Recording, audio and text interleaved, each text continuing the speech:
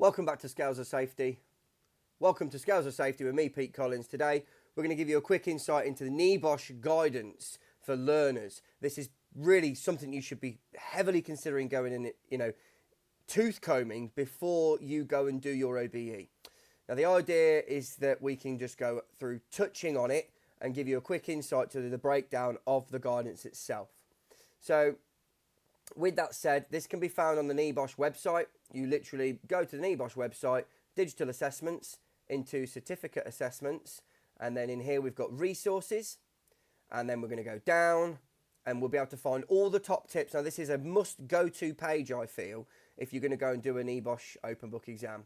And in here you'll find all the different types of information that we need. So we've got learner guides, scenario based assessment learner guide, and that will bring us into this page that we can see here. So as I said, as we go through it then, I'm not going to go through all of the points individually because I'm not going to kill you with this, but I've gone through it myself and I've highlighted certain things to give you a sort of a mini-mash short breakdown to what's important. But you can see we've got things like the language, the different languages available, the scenario, broad types of questions, command words, and then this is a really important thing for me. It's the exam technique, which is the PEE principle, which we're going to go into that as well. Now, I feel like the guidance is broken down really well. This was released in April this year. So let's just have a look. So I've highlighted here that the assessments, they are designed to apply in a real work-based scenario, a real simulated scenario. They allow us to show really a better understanding. We've got to demonstrate the understanding that we know how to apply it as opposed to just regurgitate information. With that then, they are, again, real live workplace simulations. The tasks and scenarios are from real things that have happened in the past, or maybe examiners have experienced these types of scenarios in the past as well.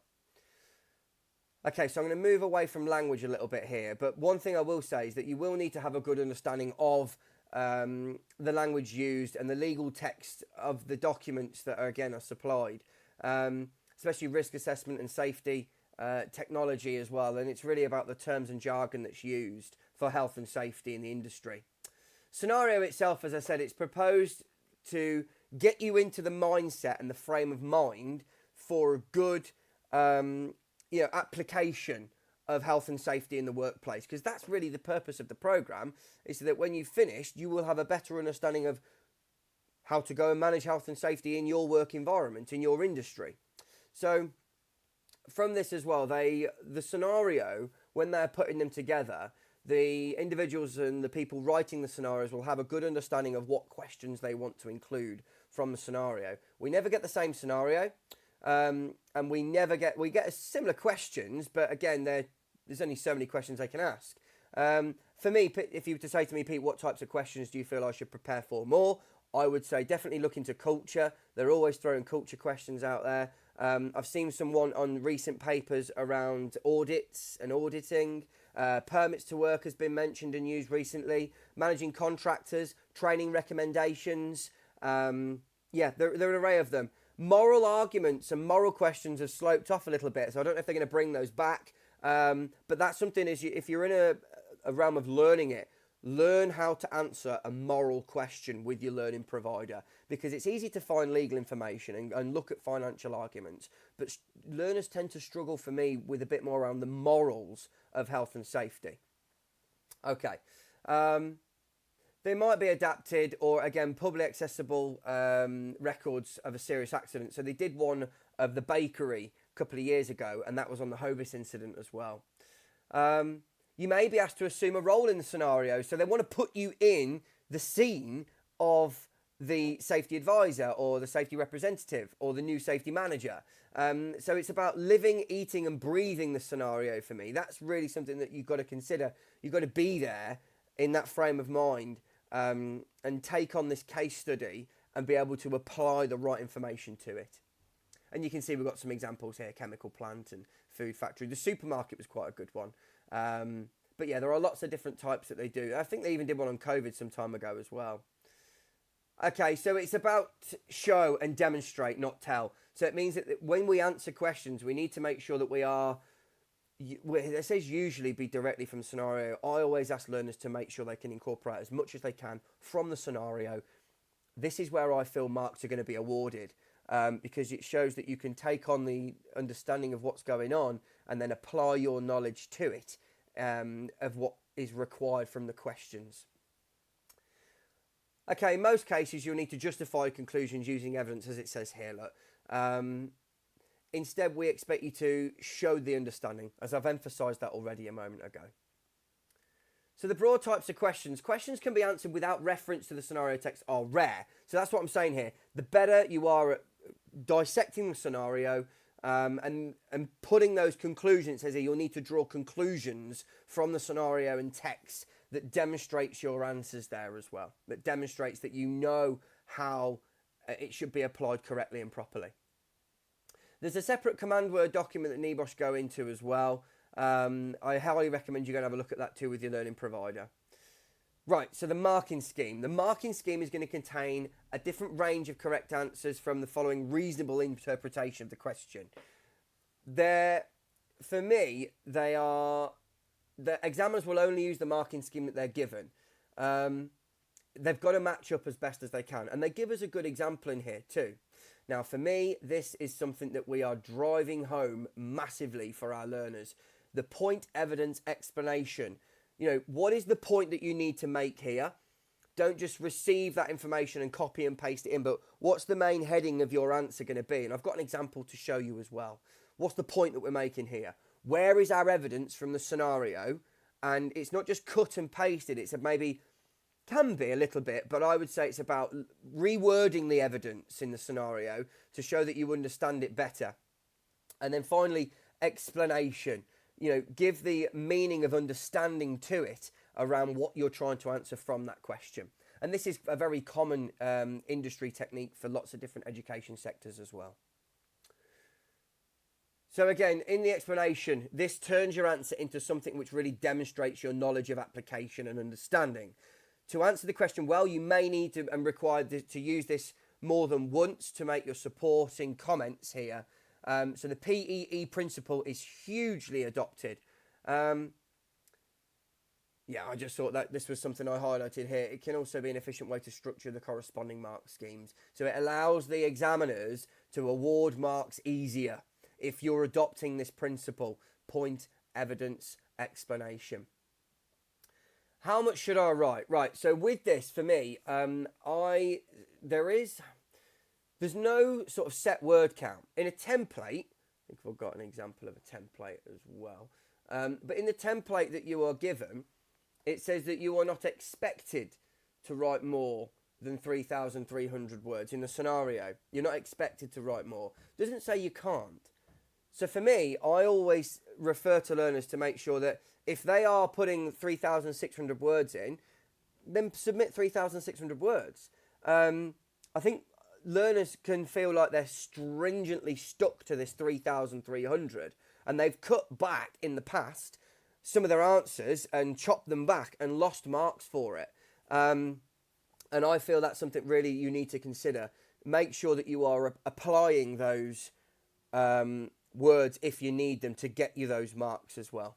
So don't be afraid to put more than 3,300 words into your scenarios. Okay.